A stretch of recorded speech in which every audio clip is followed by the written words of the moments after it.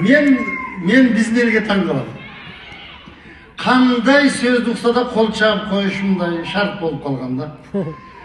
Экс-президентибиз Атамбаев келгенде ушул жерде жамаат менен жолугушкан, мигранттар менен.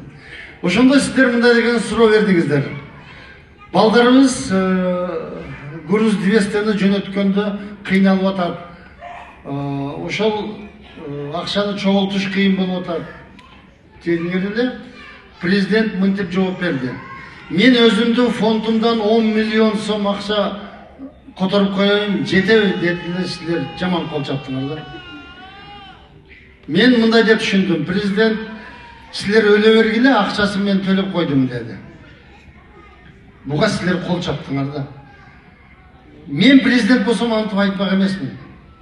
Эгер мен президент болсом ошондой суроо берсеңер, анда мен бүгүндөн баштап ушул мамлекеттин президенти менен сүйлөшүп, бир кыргыздын башынан бир тал чач түшө турган болсо, мамлекеттик деңгээлде жооп бересин эртеге айтам деп колумдан келбесе дагы силерге ошондой жооп бермедим.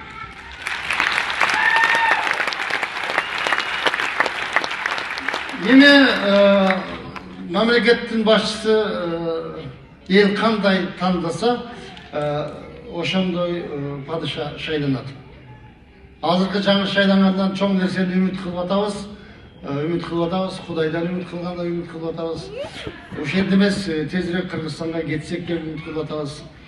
Эми күтө турабыз дагы кандай болор, жакшылык болсун дейбиз. Мен азыр сахнага бир баламды чакырайын. Бүгүн туулган күнү.